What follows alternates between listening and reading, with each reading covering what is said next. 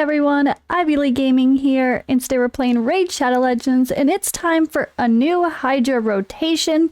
That means a new breakdown video. Now we have a Hydra rotation 1 coming back to us, and luckily it's not too much different than the current rotation in the sense you probably won't need to change your teams very much from 6 to 1, I'm assuming, but yeah, let's get to it. Let's discuss. So I'm here on the hellhades.com HH Gaming website with the stages tool. I always reference this for stats. It's just really helpful. But let's take a look at what this current rotation is going to be. So, not in the rotation, let's take a look first. At least for the start, is the Head of Blight and the Head of Wrath. So keep that in mind. It is helpful, especially if you're doing lower levels of Hydra, like normal and hard. You're less likely to need to worry about those two heads because you have a decent probability that the same heads are going to pop up in the spots. Now, keep in mind, and I always say this as my first disclaimer, when it comes to dealing with Hydra and having the least amount of RNG to worry about, you're best to always plan for 6 heads. Try to check off all the boxes for dealing with those 6 heads. And if you're not sure how to do that, I do have videos on every head individually and how best to counteract them, plus a general Hydra basics breakdown, which, I mean, it looks a little overwhelming. It's like you pretty much just need all the things, right? You kind of do, but there are certain champions that make that easy. So be sure to check out my other articles here on hellhades.com. Just search the Hydra category and scroll through the Hydra category and you'll see what I'm talking about. But this is rotation 1 and we have an interesting start here. So we do have the Head of Decay again. So Head of Decay, let's talk him first, right? We have Provoke. When the Head of Decay is in the starting rotation, the last thing you want to do is start off messy with constant cleanses of your important debuffs. So you really want a Provoke champion. Honestly, whether the Head of Decay is in the start or not, just assume he's going to come out and try to have some sort of protection for the Head of Decay.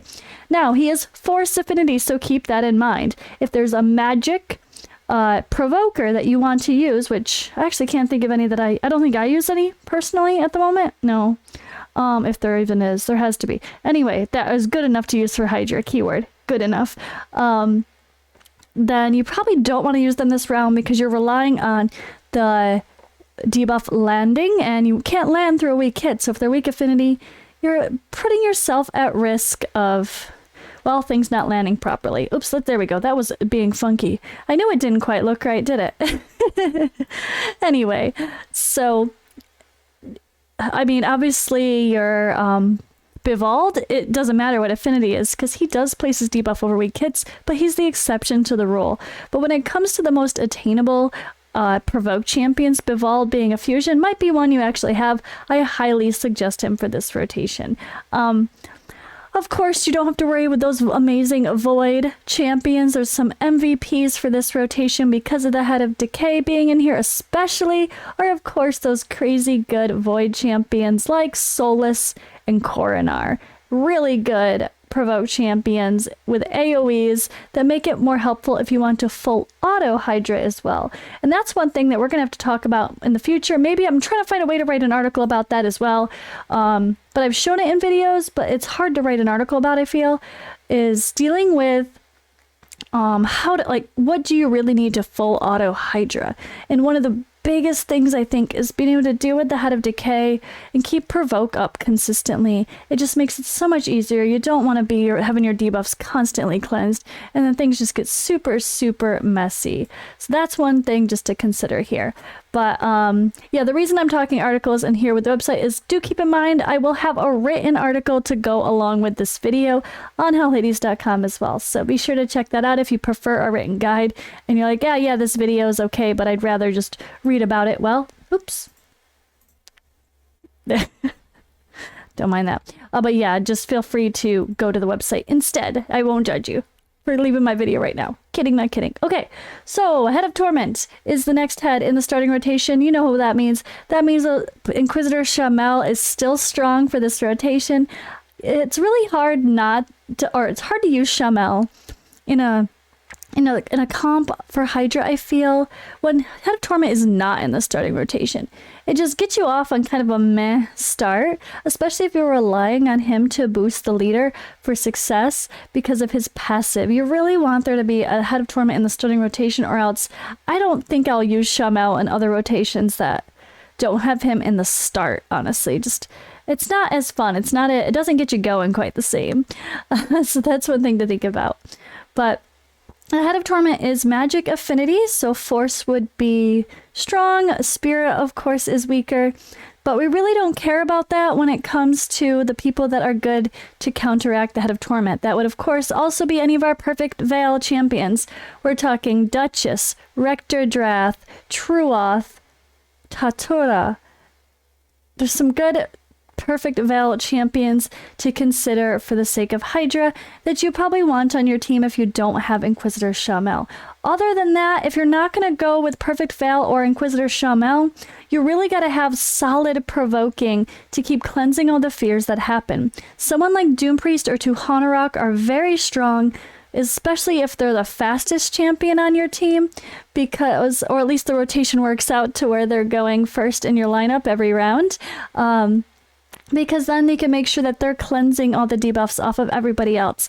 Also, our new guy, Doomed in the Runic. This is the weird one, because you want him to be, if you have him fast enough to where he can go twice. Let's think about it this way. If you have it tuned to where he can go twice, maybe because you have decreased speed debuffs, increased speed buffs, and extra turn meter boosting, or whatever, or you just have him built nice and fast, if he can, on his first turn, uses a 1, he'll have a chance to remove debuffs from all of the other allies.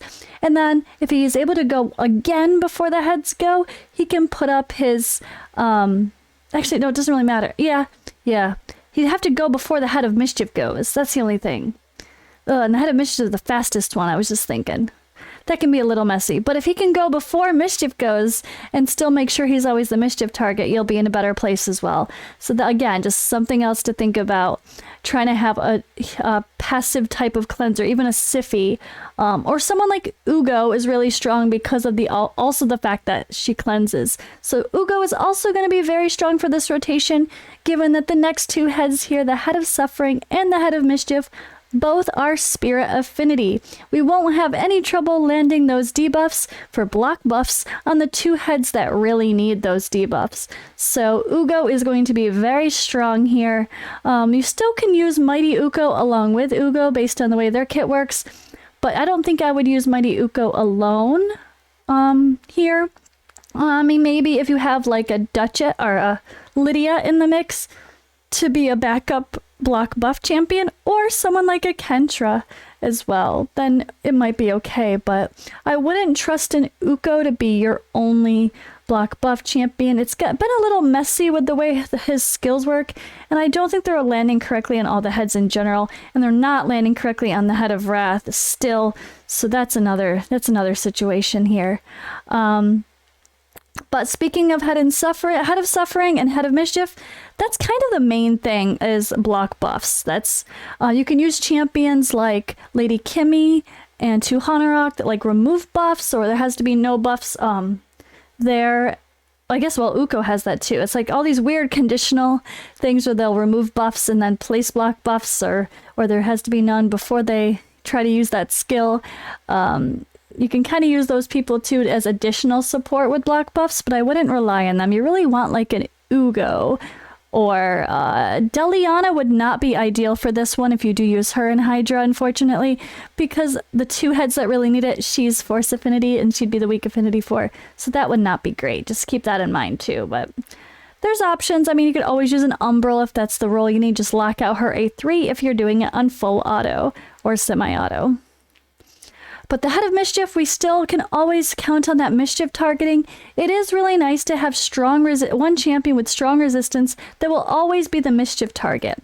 There's a couple ways you can go about it. If you have block buffs and you don't feel you need it, and it doesn't affect your speed tune too much, that's okay if you can build people fast enough. But keep in mind, there is some turn meter still stolen, and you don't want your turn meter dropped on someone who has a very important role, right? And so it's kind of like you want to be able to resist the turn meter and turn the term meter manipulation and resist the buff steal at the same time. So you still ideally want to build someone with really high resistance. Like this is hard Hydra we're looking at right now. Still need 400 resistance in hard Hydra. Although I feel like you can get by with a little bit less as long as you have, I mean, it's a little risky, but I tend to have a little bit less resistance than needed and I tend to be okay. It's just trying to get those milestones is a little bit more secure. But let's take a look down here. So Head of Wrath is Force, so keep that in mind. You're probably going to have a magic friendly team because of these two heads, but if you have a magic friendly team and the Head of Wrath pops up, you're going to get smashed. I mean, I remember I had that happen to me on the test server and on one of the other rotations where I had my Duchess Lady Kimmy Ugo, and the Lady Kimmy was dying so much she couldn't do anything. And I had to build her a lot tougher. But you're really going to want some damage mitigation in the forms of something like a shield or block revive to have some extra protection, increase defense buffs, or someone like a Duchess with, everyone with the perfect veils. That is damage mitigation as well. So keep in mind that the Head of Wrath coming in is going to smash your magic champions if you do go strong in the magic department because of these two heads. But overall, I mean, Head of Blight, again, block buffs is the best thing you can do when you know the Head of Blight's going to be around. And because these heads are going to pop up later, and I mean, there's always head cycling, right? Mighty Uko as the only block buffs champion is still not ideal because of that. Because when those champions pop up, they have that unremovable buff after like someone was decapitated then comes back. And that does count, of course, as a buff. So Mighty Uko will not place block buffs on those champions. So you really do want, like, this is why Ugo is such a queen. They're so good for Hydra, and they're great to be a secondary character, plus decreased defense, and leech, and heals, and cleanses, and a weird conditional revive that might save your whole team, so keep that in mind as well. But yeah, I think when it comes down to it, the stars of the show are still the stars of the show. You're fine. Like, okay, in this rotation in particular, you might not choose, for example, Geomancer in the lower levels because the Head of Wrath is not in the start, and the smashes really make Geo do some extra damage, so it's not ideal. I'm trying to think if there's anyone else to really exclude because of that, but that's probably the main thing. It's maybe not Geo's time to shine, honestly. Put somebody else, and if you're doing lower levels like hard or normal, you're much better off, honestly, with Ninja, who's going to throw some HP burns around and do good damage because of that, and then, or a Mordecai that's going to place them, so even if Head of Blight pops out and throws around some poison clouds, you don't have to worry about that. There's also, of course, the high end of Tunisia and Sissia for HP burn. Tunisia does hit through poison cloud, even though she shouldn't based on her kit. And she's void, of course, so that's a really good champion here. But Blight is not in the starting rotation, so at least there is that to think about. But when it comes to lower levels of Hydra, always remember that HP burn does the same amount of damage no matter what level of Hydra it is. So it's going to kind of get less value at the higher levels. Like, 20,000 here is more valuable at low level versus 20,000 in Nightmare, but enemy max HP is going to have the higher value, of course, because their HP levels are going to be higher at higher levels versus lower levels. So that's something to think about as well. But you're still pretty safe when it comes to damage-wise to throw in the max HP champions. Just depending on who you're using, you might get more benefit out of just a straight-up hard-hitting champion. That's why we all use our Trundas in like hard and normal Hydra. Or someone who can hit really hard like Mashalette, who is just a 10 times champion. Or Coronar and Solus are amazing provokers, but they also have great strong hitting AoEs. So just trying to think of people that are good strong hitters with AoEs might surprise you, and you might be able to use them here too. And to be honest, hell, I even used a dang Cold Heart. But that wasn't a hard, and I just focused the Head of Suffering as much as possible because they have the most HP, and I was doing massive damage with a Cold Heart. So get creative, experiment, and try things out. And I hope this video was helpful for you guys, and good luck on the new rotation of Hydra. Hopefully, they're not going to surprise us anytime too soon. Maybe they will with another head. What happened to that head in that picture, guys? Where's the other head in the picture? I don't know. But anyway, I hope this video was helpful, and I'll see you guys in the next video.